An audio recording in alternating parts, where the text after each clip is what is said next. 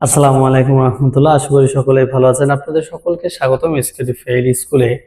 Class 9-10 এর শিক্ষার্থীরা যে অধ্যায়টার নাম শুনলে আসলে জমের মতো ভয় পায়, আজকে আমরা সেই অধ্যায়ের অঙ্ক সমাধান করব। সেই অধ্যায়টার নাম হচ্ছে ত্রিকোণমিতি। তো আমি ত্রিকোণমিতি 9.1 অনুশীলনীর 6 এবং 7 নম্বর অঙ্ক আমি বোর্ডে তুলে রেখেছি। আজকে আমরা এই 6 এবং 7 নম্বরের অঙ্কগুলো সমাধান করব। এখানে বলেছে 6 এবং 7 নাম্বার যে লেফট হ্যান্ড সাইডে এগুলো দেওয়া আছে, রাইট হ্যান্ড সাইডে আমাদের কি প্রমাণ করতে হবে? 1 প্রমাণ করতে হবে। ঠিক আছে, তো ত্রিকোণমিতি করার আগে আমাদেরকে ত্রিকোণমিতির যে সূত্রগুলো আছে সেগুলো সম্পর্কে একটু ধারণা রাখতে হবে। তো ত্রিকোণমিতির অঙ্ক করার আগে আমি বলে নিই যে আমাদের ত্রিকোণমিতিক অনুপাত আগে চিনতে হবে, যে আমাদের ত্রিকোণমিতিক অনুপাত কয়টা আছে। টোটাল 6টা হচ্ছে আমাদের ত্রিকোণমিতিক অনুপাত আছে। সাইন, কস, ট্যান, কট, সেক, কোসেক। ঠিক আছে, এই 6টা হচ্ছে আমাদের ত্রিকোণমিতিক অনুপাত আছে। ভালো কথা, আমরা শিখলাম।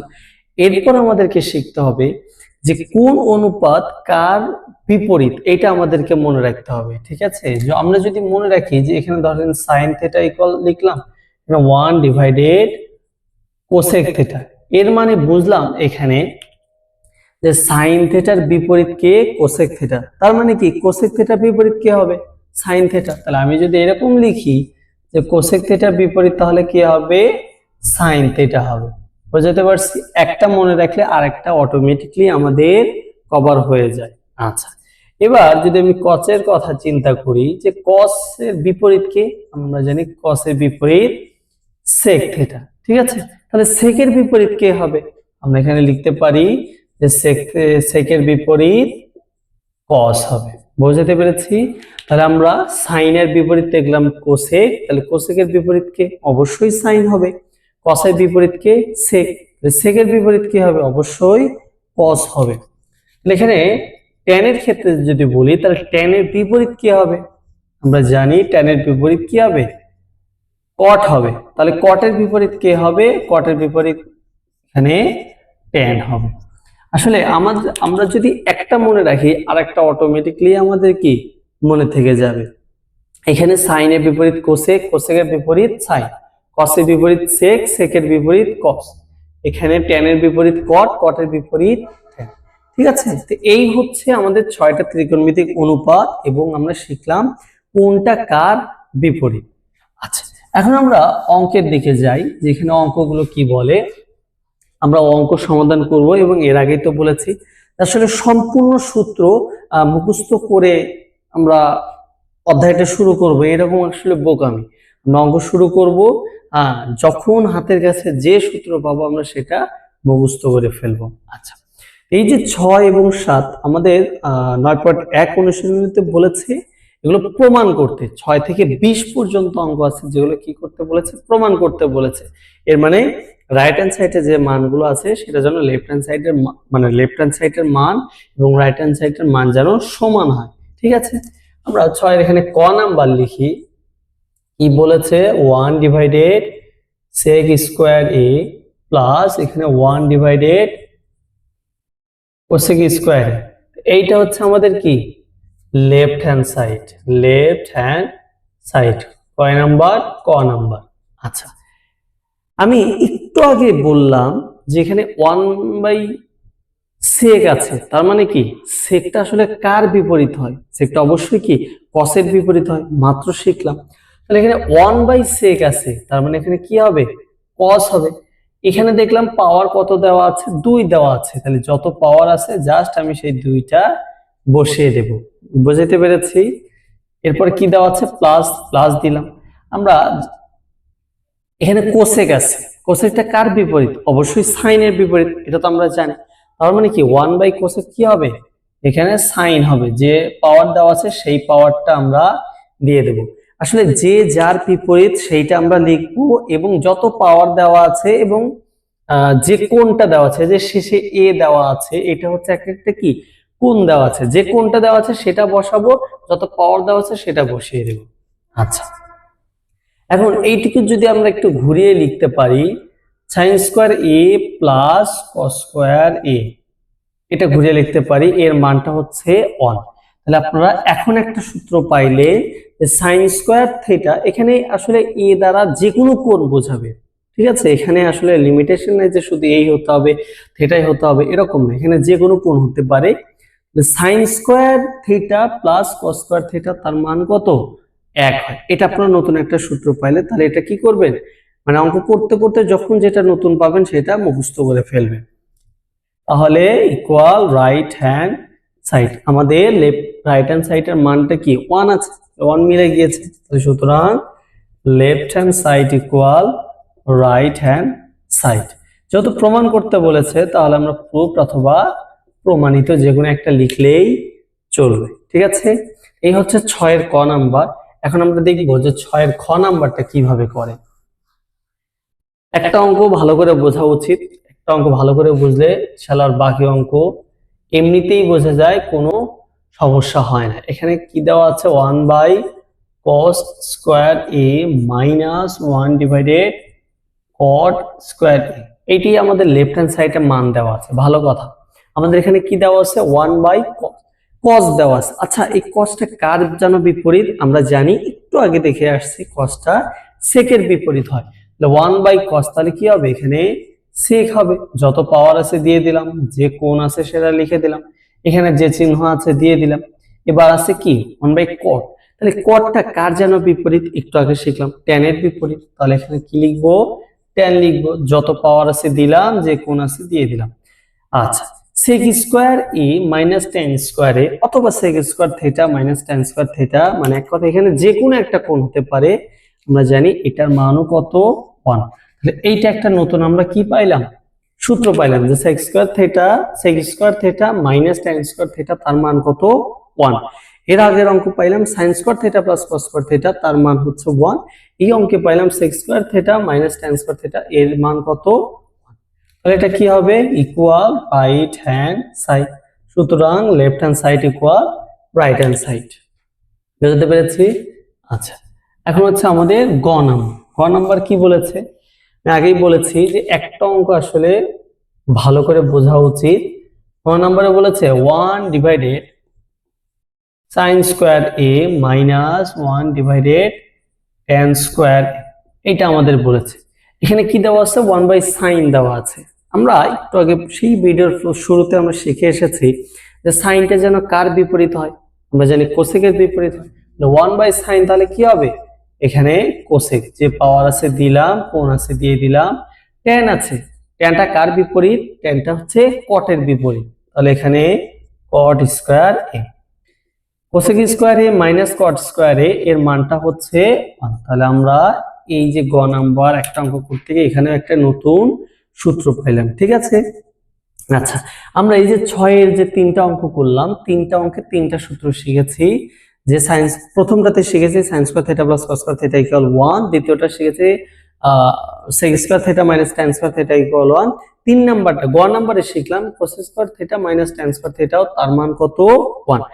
আপনারা কি করবেন, অঙ্কর সময় যখন যে সূত্রটা পেয়ে যাবেন সেটা মুখস্থ করার চেষ্টা করবেন, ঠিক আছে?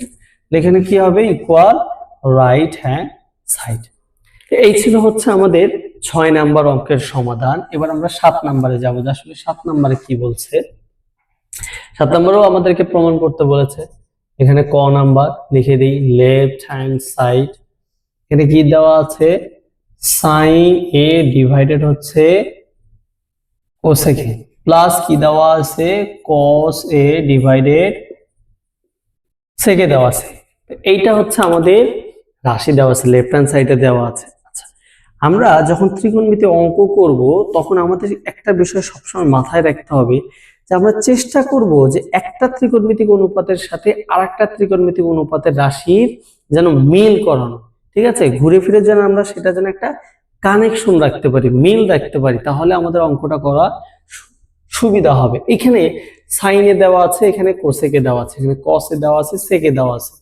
আমরা যদি সাইন অথবা কোসেকে যদি এমন কিছু ভাঙাইতে পারি যেটা আমাদের মিল থাকে, যেমন আমি যদি এখানে লিখি যেখানে সাইন এটাকে এইভাবে রেখে দিলাম, এখানে কোসেকে আমরা জানি কোসেকের বিপরীত যেন কি হয়, সাইনে, তার মানে কি 1 বাই সাইনে আমরা লিখে দিলাম।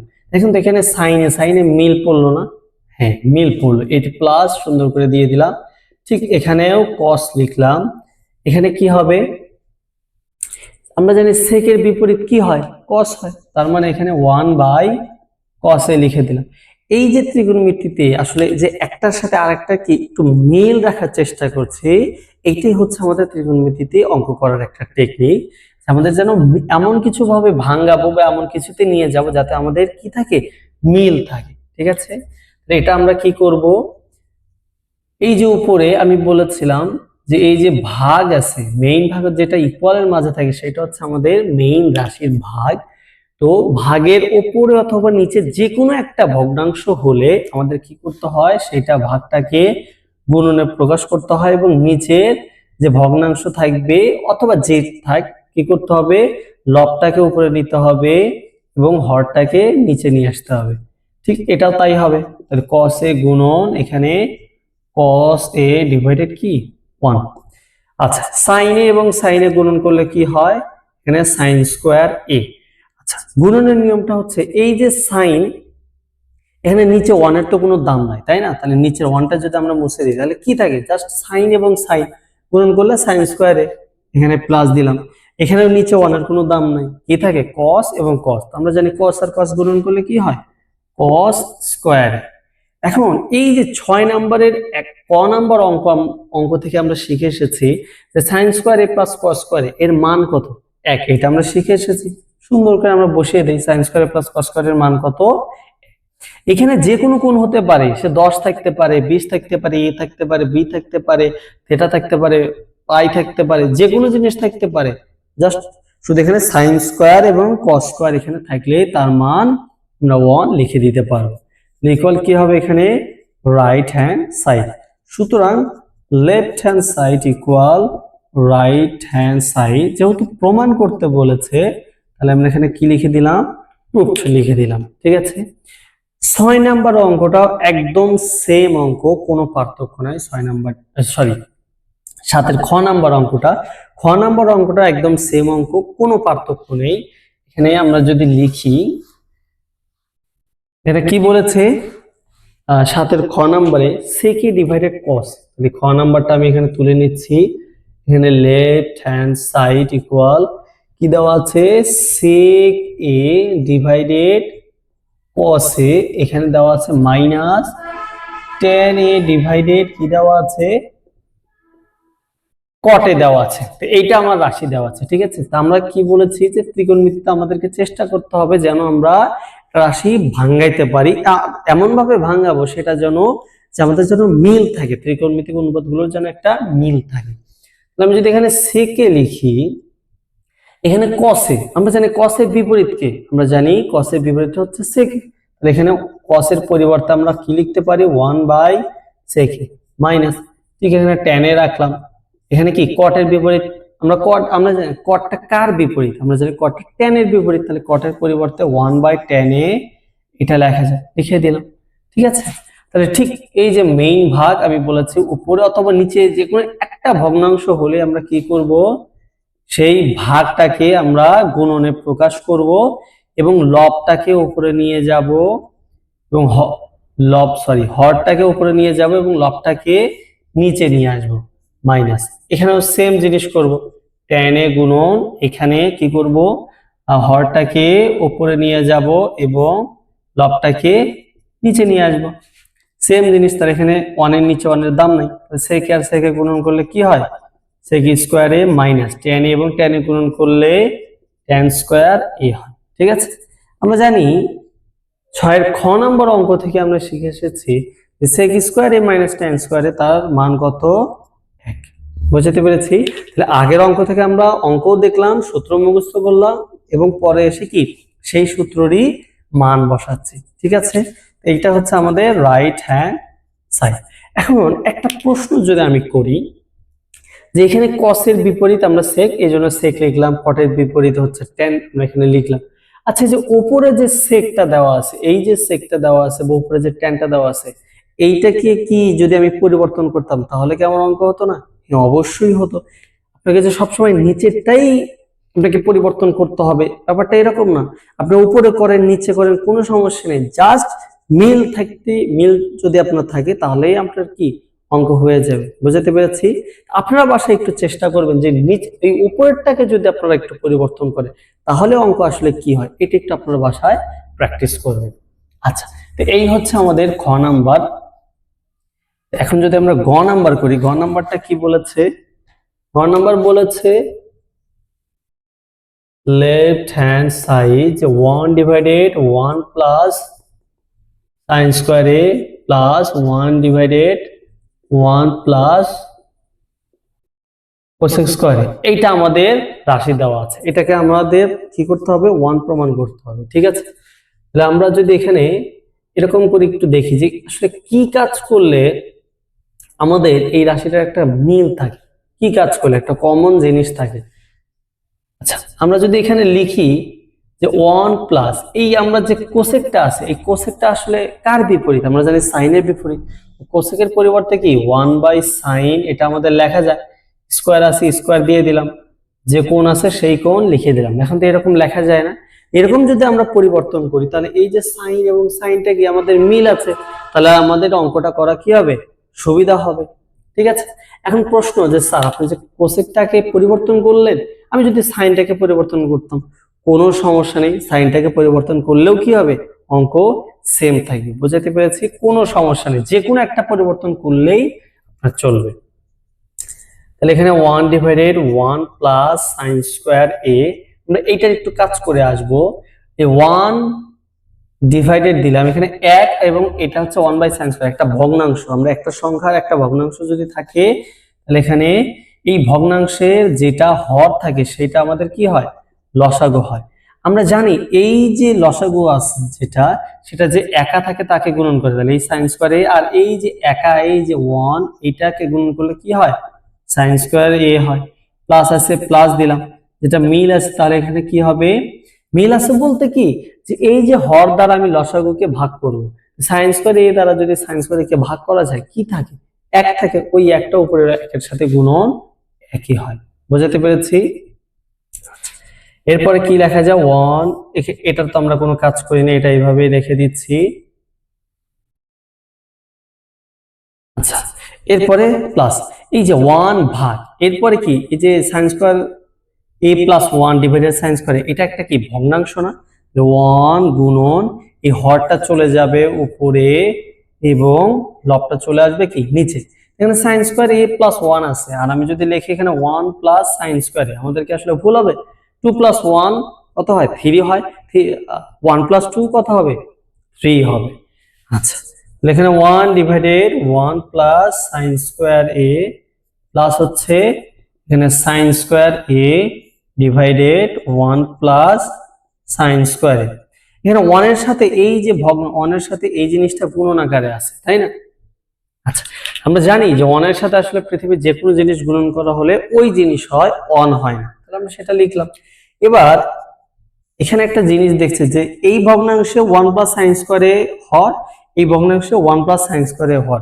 তাহলে আমি যদি এখানে লিখি যে 1 প্লাস সাইন স্কোয়ার এ, এটা যদি আমি লিখি তাহলে এই যে হর কি দেওয়া আছে? 1 প্লাস সাইন স্কোয়ার এ, এইটা দ্বারা আমি যদি লসাগুকে ভাগ করি কত হয়? 1 হয়। সেই একটা উপরে একের সাথে গুণন 1 লিখলাম, প্লাস আছে, প্লাস দিয়ে দিলাম।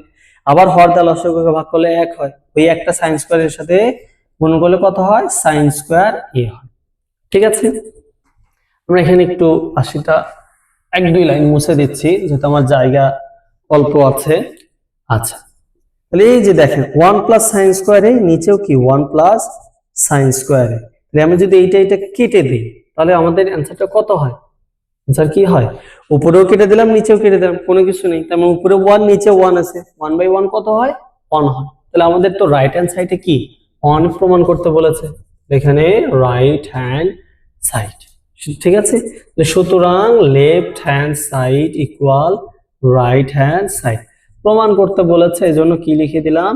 প্রুফড লিখে দিলাম। ঠিক আছে, এই হচ্ছে 9.1 এর 6 এবং 7 নম্বরের যে অনুশীলন অঙ্ক আছে সেগুলোর সমাধান। আমরা কি প্রথমে আমাদেরকে মনে রাখতে হবে যে আসলে কোন ত্রিকোণমিতিক অনুপাত কোন ত্রিকোণমিতিক অনুপাতের বিপরীত হয়।